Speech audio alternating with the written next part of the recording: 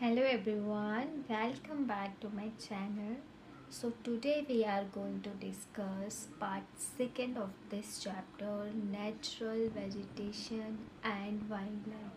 So in the last video we have discussed till mangrove forest, जिसमें हम types of forests पढ़ रहे थे, तो उसमें हमने 5 टाइप्स की फॉरेस्ट को डिस्कस किया था. Now we are discussing wildlife. ठीक है, तो इसमें सबसे पहले हम देखते हैं कि इंडिया में अप्रॉक्सीमेटली 90,000 एनिमल स्पीसीज पाई जाती हैं, जिसमें से आगे चल के हम कह सकते हैं कि या फिर 90,000 अप्रॉक्स बोला गया एनिमल स्पीसीज पाई जाती हैं. उसके अलावा 2,000 स्पीशीज़ ऑफ बर्ड्स भी यहाँ पे पाई जाती हैं, जो कि क्रिएट करती है 13% ऑफ वर्ल्ड्स टोटल. तो इतना जो है यहाँ इंडिया में ही पाया जाता है. ये दोनों मिलाकर एनिमल्स एंड बर्ड्स 2546 स्पीशीज़ यहाँ पे फिश की पाई जाती है, जो कि 12% ऑफ द वर्ल्ड है. जितनी टोटल वर्ल्ड में पाई जाती है उसकी 12% इंडिया में पाई जाती है. 5 से 8% जो है वर्ल्ड का टोटल यहाँ पे एम्फीबियंस, रेप्टाइल्स एंड मैमल्स, ये तीनों प्रजाति के जानवर वगैरह पाए जाते हैं. तो वाइल्ड लाइफ में वी ऑल्सो कंसिडर बर्ड्स. ठीक है, जैसे कि ऑलरेडी हम डिस्कस किए. एलिफेंट्स की बात करें तो ये बेसिक रूप से जो है wet and hot wet forest of चाहे असम हो, कर्नाटका हो, केरला हो, यहाँ पे पाए जाते हैं, मतलब मोस्टली.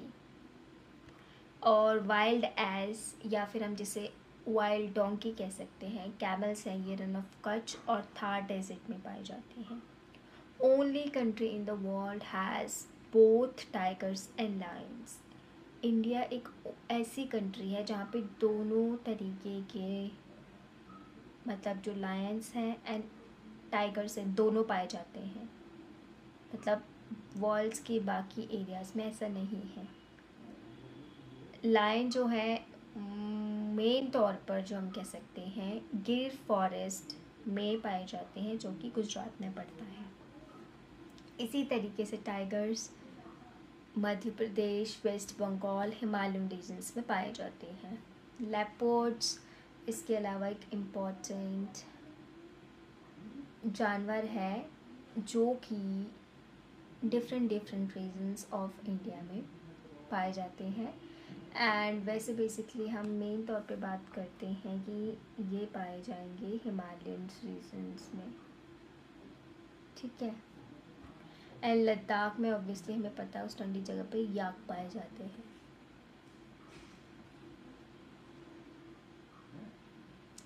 इसके अलावा हम बात करते हैं टर्टल्स हो गया, क्रोकोडाइल्स हो गया, घड़ियाल्स हो गए. ये भी घड़ियाल्स एक टाइप ऑफ क्रोकोडाइल्स फैमिली के ही हैं. तो वहाँ पे रिवर्स, लेक्स और कोस्टल एरियाज़ में पाए जाते हैं, क्योंकि ये एम्फीबियंस हैं, पानी और ज़मीन दोनों पे रह सकते हैं.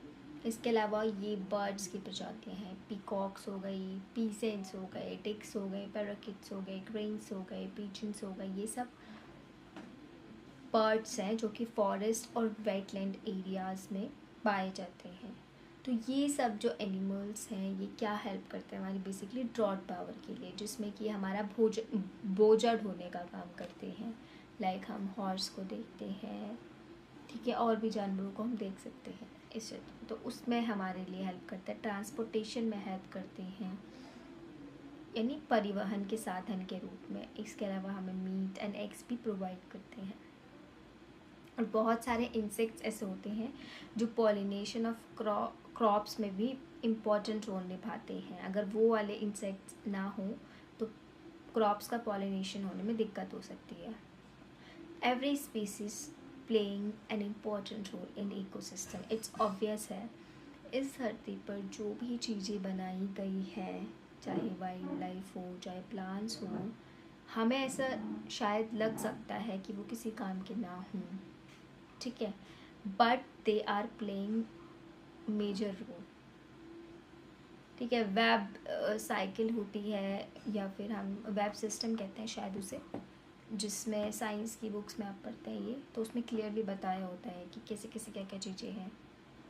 ठीक है, तो obviously all of these things are playing very important role in your ecosystem. तो इसीलिए जो इनका कंजर्वेशन है बहुत ज़रूरी है, क्योंकि अगर कोई भी स्पीशीज़ एक्सटिंक्ट हो सकती है तो उससे हमारे इकोसिस्टम पर नेगेटिव इम्पैक्ट पड़ सकता है। अबाउट 1300 प्लांट स्पीशीज़ जो है इंडेंजर्ड, मतलब अभी वो खतरे में हैं। अगर उन्हें बचाया नहीं गया, सेव नहीं किया गया, तो वो एक्सटिंक्ट हो जाएंगे। और ऑलरेडी ऐसी कुछ स्पीशीज़ है इसमें, जैसे फॉर एग्जांपल पे दिए 20 स्पीशीज़ हैं जो कि ऑलरेडी एक्सटिंक्ट हो चुकी है। अब उनकी कमी को पूरा करने के लिए भी हम नए नए तरीके ढूंढ रहे होते हैं। ठीक है, उसके बाद हम बात करते हैं कि व्हाट आर द कॉजेज़ की जो स्पीशीज़ है वो ऐसे एक्सटिंक्ट हो जा रही है या इंडेंजर्ड स्पीसीज की कैटेगरी में आ जा रही है। तो सबसे पहले इसमें हमारा आता है हॉन्टिंग। जब हंटिंग की जाती है तो ऑब्वियसली जानवरों को मारा जा रहा है, but they are playing an important role in our society, our ecosystem ना, बेसिकली इकोसिस्टम। तो वहाँ पे जब उन्हें मारा जा रहा है तो ऑब्वियसली वो एक्सटिंक्ट ही होंगी या फिर इंडेंजर स्पीशीज़ की कैटेगरी में आ जाएगी, फिर उन्हें बचाने के लिए मूवमेंट्स वगैरह चलेंगे। दूसरा, पॉल्यूशन, क्लाइमेट चेंज हो, बहुत सी चीज़ें चल रही है जो हमारे इकोसिस्टम में, it's because of pollution. Pollution के भी बहुत सारे रीजंस हैं। तो पॉल्यूशन ऑब्वियसली ये तो ह्यूमंस को भी नुकसान कर रहा है, जानवर हर एक स्पीशीज़ को नुकसान ही पहुंचा रहा है। तीसरा मेन कॉज माना जाता है बिहाइंड द एक्सटिंक्शन और इंडेंजर्ड स्पीशीज़ की रेकलेस कटिंग की जा रही है फॉरेस्ट की, या डिफॉरेस्टेशन भी हम इसी में कंसिडर कर सकते हैं। अपनी लिए एक लग्जरियस ज़िंदगी बनाने के लिए एंड ऑल दीज थिंग्स, या प्रॉफिट कमाने के लिए हम क्या करते हैं, जंगलों को काटे जा रहे हैं। अगर हम ऐसे ही बिना सोचे समझे जंगलों को काटते जाएंगे तो ऑब्वियसली वो एक दिन ख़त्म हो ही जाएंगे। ठीक है, उसके बाद climate change and pollution both of them are connected. ठीक है, तो क्लाइमेट चेंज एक वन ऑफ द रीज़न है जिसकी वजह से नेगेटिव इम्पैक्ट पड़ रहा है हमारे पूरे इकोसिस्टम पे। और over exploitation of resources, obviously हमारे पास रिसोर्सेज जो है लिमिटेड मात्रा में है। जब वो लिमिटेड मात्रा में है, हम उसका ओवर एक्सप्लॉयटेशन कर रहे हैं, उसका ओवर यूज़ कर रहे हैं, तो वो बचेंगे कैसे? उनका एक्सटिंक्शन तो होगा ही। ऑल राइट, तो इसके बाद हम बात करते हैं कि अब इन्हें प्रोटेक्ट कैसे किया जाए। ठीक है, तो सबसे पहले हम इसमें बात करते हैं कि हमारे इंडिया के टर्म्स में बात कर रहे हैं तो 18 बायोस्फीयर रिजर्व्स बनाए गए हैं। ये ऐसे स्पेशल एरियाज़ होते हैं जो हमने क्यों क्रिएट करे हैं, ताकि हम अपने इकोसिस्टम को बचा सकें। उसमें हमारे प्लांट्स हो गए, एनिमल्स हो गए, ये सब भी आते हैं। इसके अलावा इसके एग्जांपल्स हैं जैसे कि सुंदरबन हो गया, नंदा देवी बायोस्फीयर हो गया, Nilgiri, gulf of Mannar, Simlipal, Kanchenjunga. These are the some example of biosphere reserves.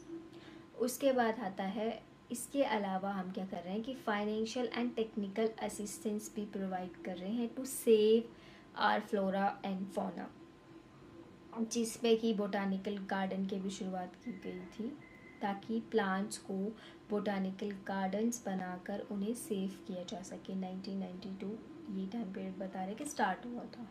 ठीक है, इसके अलावा साथ साथ वहाँ पे रिसर्च में हेल्प करेगी, कंजर्वेशन में हेल्प करेगी, लोगों में अवेयरनेस फैलाएगी इसको लेकर। और जानवरों को बचाने के लिए या वाइल्ड लाइफ प्रोटेक्शन प्रोजेक्ट्स भी बहुत सारे चलाए गए हैं, जिसमें कि हम प्रोजेक्ट टाइगर हो गया, प्रोजेक्ट राइनो हो गया, प्रोजेक्ट ग्रेट इंडियन बस्टर्ड हो गया। तो ऑब्वियसली नाम से पता चल रहा है कि प्रोजेक्ट टाइगर टाइगर्स को सेव करने के लिए, प्रोजेक्ट राइनोसॉरस को सेव करने के लिए है। और इसमें भी मेनली जो वन हॉर्न राइनोसॉरस होते हैं जिनके यहाँ पे एक सींग जैसे होते हैं, यही वाले, ठीक है। और वो भी मेन रीजन जो है इसका वो असम है। और इंडियन बस्टर्ड जो कि मतलब एक टाइप्स ऑफ बर्ड्स है, या जिन्हें कहते हैं कि लार्ज बर्ड्स हैं जो कि राजस्थान गुजरात इन पर्टिकुलर एरिया में पाई जाती हैं, तो उनको बचाने के लिए ये प्रोजेक्ट चलाया गया है। तो ऐसे ही और भी बहुत सारे प्रोजेक्ट चल रहे हैं, ठीक है। और नेशनल पार्क की बात करते हैं तो 106 नेशनल पार्क्स हैं हमारे इंडिया में। 537 वाइल्ड लाइफ सेंचुरीज बनाई गई हैं जहाँ पे हंटिंग ऑब्वियसली प्रोहिबिटेड है और एनिमल्स जो है वो फ्रीली रह सकते हैं। इसके अलावा जूलॉजिकल गार्डन्स बनाए गए हैं ताकि उन्हें सेफ्टी प्रोवाइड कर सके या एक पब्लिक अवेयरनेस फैल सके कि ये जो कुछ रेयर स्पीसीज़ है या कुछ इंडेंजर स्पीसीज़ हैं तो हम इन्हें सेव कर रहे हैं, तो लोगों में एक तरीके से अवेयरनेस फैला सके उसको लेकर। तो यहीं पे ये चैप्टर हम कंक्लूड करते हैं। तो in conclusion we can see that we have discussed, हमने क्या डिस्कस किया था, 5 टाइप्स ऑफ वेजिटेशन जो कि इंडिया में पाई जाती हैं, ठीक है, जिसमें हमने मैनग्रोव, डेसिडियस, मोंटेन ये सब पढ़ा था।